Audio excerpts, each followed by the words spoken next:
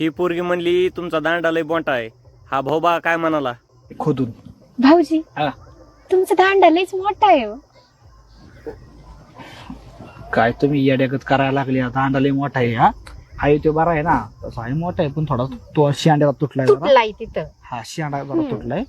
पण माझ्या दांड्यापाशी तुमचं काय आलं? हा भाऊजी मग अहो, अजून किती सांगायचं तुम्हाला कळत कसं नाही हो.